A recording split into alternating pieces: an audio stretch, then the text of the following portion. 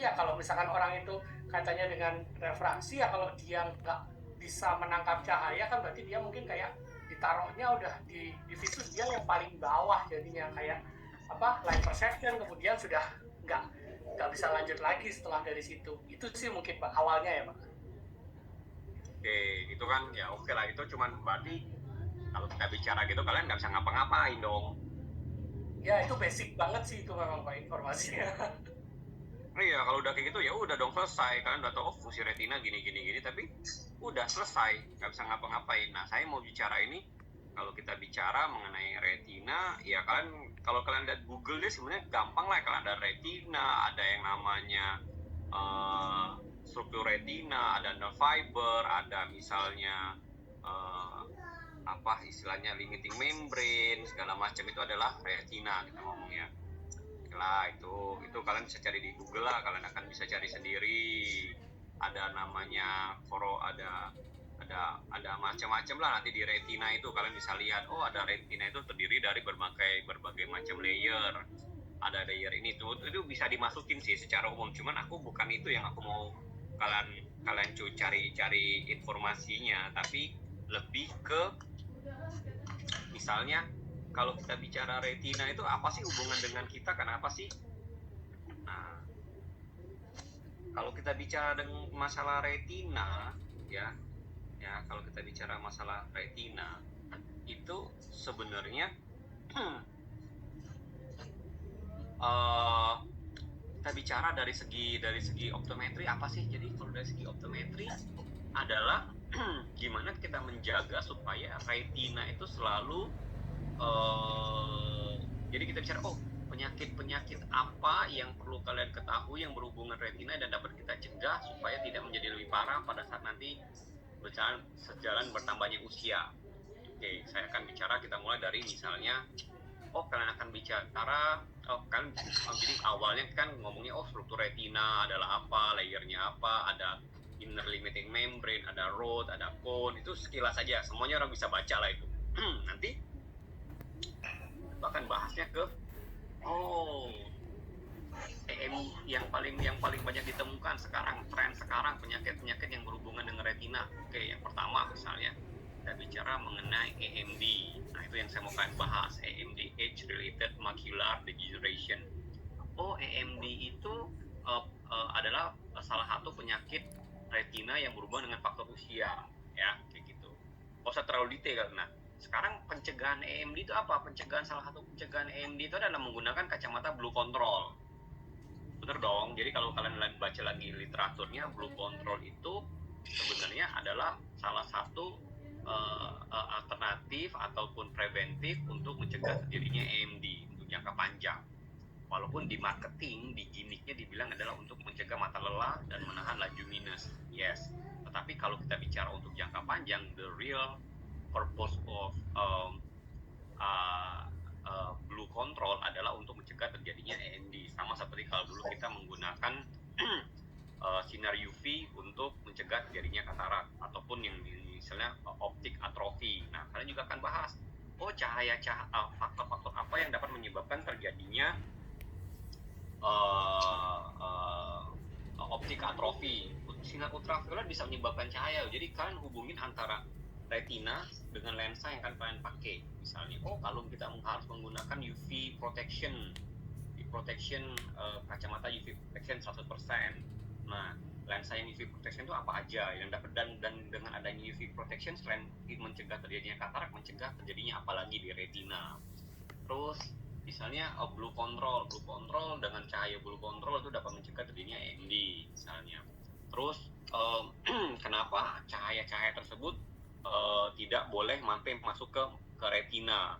Kenapa? Faktornya adalah apa? Jadi kita berhubungan dengan sinar UVB, UVC, terus sampai ke retina dapat menyebabkan terjadinya apa apabila orang misalnya menatap cahaya gerhana matahari. Nah, itu yang hal-hal yang kalian akan bisa bahas pada saat kalian melakukan konsultasi dengan pasien. Kenapa harus pilih lensa blue control? Kenapa harus pilih lensa UV? Nah, itu kalian bisa bahas di topik saya mengenai retina, karena menurut saya sangat penting.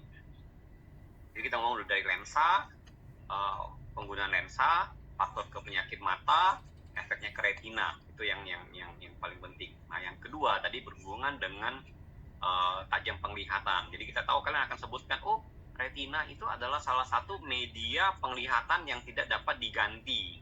Ya, kita ngomong tidak dapat diganti. Kenapa? Karena misalnya, kornea bisa kita lakukan cangkok kornea. Apabila kornea menjadi sikatrik atau kornea menjadi rusak, kita bisa lakukan cangkok kornea. Kalau lensa kalau terjadi katarak bisa kita ganti lensanya, kita lakukan operasi katarak. Kita ambil IOL-nya, lensa intraocular lensnya kita ganti. Kalau vitreous tumor kita masih bisa ganti vitreous tumornya, ganti dengan cairan yang baru. Tapi kalau terjadi kerusakan retina itu tidak bisa diganti untuk saat ini, belum ada cangkok retina kayak gitu. Nah, teknologi apa yang dipercaya dapat membantu untuk menahan, untuk teknologi yang berkembang di dunia saat ini yang digunakan untuk dapat membantu retina supaya maksimal. Kalian bisa cari aja, ada yang namanya stem cell retina, itu mulai ada. Salah satunya kalian bisa masukin itu sebagai satu referensi kalian. Berarti mulai ada teknologi tersebut di Indonesia, di dunia. Itu mulai kalian bisa cari informasinya. Apa yang saya ngomong dicatat ya. Nah, terus kalian bicara, jadi kalau visusnya rendah, berarti berarti kalau misalnya visusnya rendah, ujung-ujungnya adalah ke low vision. Low vision itu berarti tajam penglihatan di bawah subnormal kan, betul ya? Sudah sampai low vision belum kalian ini sebenarnya? Sudah low vision belum sih? Ya. Belum, belum mata kuliah low vision ya. Oke. Berarti kalian akan bicara mengenai anatomi berhubungan dengan refraksi, tajam penglihatannya di bawah subnormal. Nah, kalau emang retinanya yang bermasalah, apa yang kita lakukan? Artinya misalnya ini adalah penyakit mata yang berhubungan dengan status refraksi, di mana tidak dapat dilakukan pengobatan apapun dan tidak bisa dilakukan operasi apapun. Nah, kan Mbak kalian? Kalian akan explore penyakit-penyakit mata yang kategorinya udah stabil, tidak ada tindakan apapun, tapi penglihatannya tetap di bawah subnormal. Pernah dengar kan kalian ke optik, ada pasien kalian yang memang udah dari dulu penglihatannya itu emang nggak pernah bisa 6/6. Faktornya apa? Misalnya ambliop. Nah, kalian bisa bicara ambliop itu faktornya apa sih? Faktornya retina. Nah, cara penanggulangan ambliop apa gitu? Pencegahannya seperti apa? Kapan kita melakukan terapi ambliop? Nah, itu kalian bisa discuss di sini. Jadi apa itu ambliop? Apa itu misalnya AMD? Cara pengatasan ambliop itu sebagai apa? Yang ringan-ringan aja ya. Jadi kalian ini yang saya berikan ini adalah contoh gimana nanti kalian pada saat nanti ketemu, pasien itu didiagnosa ambliop. Ciri-ciri ambliop itu apa? Nah, cara penanganan ambliop itu seperti apa? Nah, itu kan paling sering kita temukan di optik. Nah, itu pertanyaan-pertanyaan itu kalian bisa gali. Nah, kalau memang itu ada pertanyaan yang nggak ngerti, kan bisa sambil-sambil nanti saya jelaskan mengenai ambliop, mengenai AMD, mengenai misalnya tajam penglihatan di bawah subnormal dikarenakan permasalahan retina. Nah, itu kita akan discuss di situ. Ya, nangkep ya. Berarti ya itu yang saya mau explore. Jadi kalian nggak usah terlalu banyak ngomongin yang mengenai fungsi dari rod, fungsi dari cone, fungsi dari inner limiting membrane, itu aku nggak perlu. Atau misalnya retina ablesio retina yang dilakukan adalah misalnya trabekulektomi, itu aku nggak mau karena itu bukan ranah kalian. Ya, karena kalian juga kalau udah selesai kalian nggak bisa ngapa-ngapain. Tapi kalau kalian bicara mengenai ambliop, ini ambliop, nanti fungsi retinanya normal, tapi misalnya tajam penglihatan tidak di bawah subnormal, apa yang kita lakukan? Lensa yang tepat digunakan apa?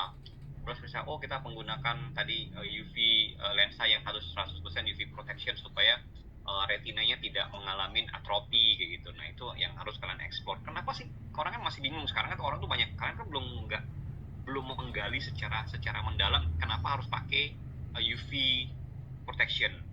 Fungsi UV protection itu apa? Terus blue control, kenapa kita harus pakai blue control? Jenis blue control yang paling banyak dipakai itu seperti apa? Apakah memang harus panjang gelombangnya yang 400 nanometer, ataupun 360, ataupun 380? Nah, itu saya mau kalian lebih explore di sana, karena kalau kalian udah ngerti itu, nanti pada saat kalian menjelaskan ke customer itu akan lebih gampang. Ambliop itu seperti apa?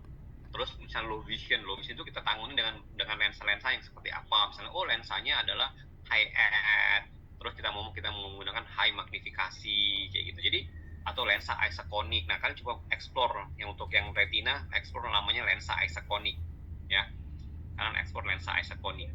Nah, itu fungsinya untuk apa? Di fungsi retina. Karena kita ngomong lensa isokonik itu akan kita ngomongnya adalah image yang jatuh di retina yang tidak seimbang, besarnya tidak sama.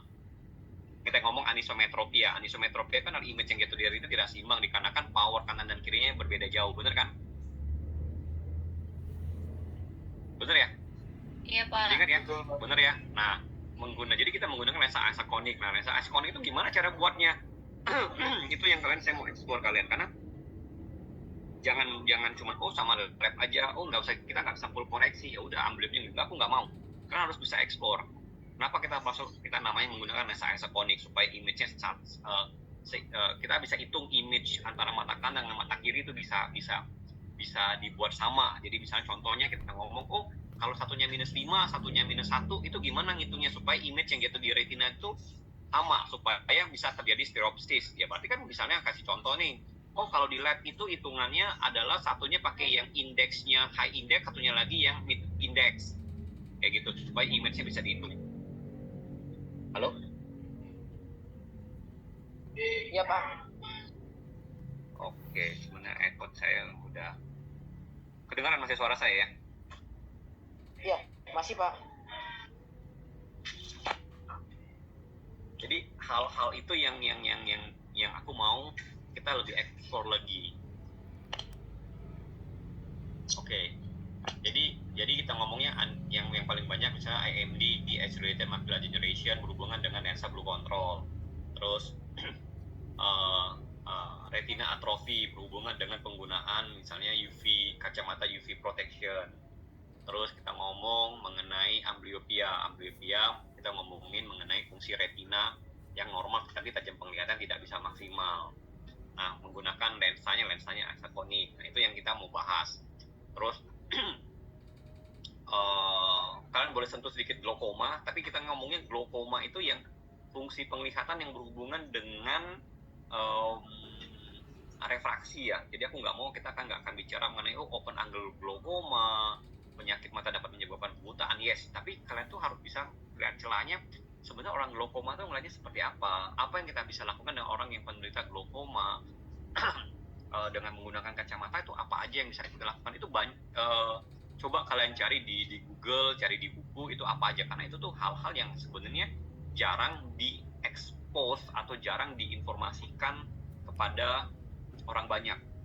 Ya hanya orang-orang tertentu aja yang diberikan informasi untuk gimana cara melakukan refraksi terhadap penderita glaukoma, gimana melakukan refraksi terhadap penderita AMD, lensa apa yang kita gunakan untuk penderita AMD, itu yang jarang dibahas. Nah, ya itu yang saya mau benar-benar kalian bahas, karena kita ngomong panjang gelombang, kita ngomong kalau kita bicara mengenai road and cone, kita juga ngomong panjang gelombang sumbu panjang gelombangnya berapa, yang bisa nyampe ke road, yang nyampe ke cone, sama yang sumbu panjang gelombangnya berapa.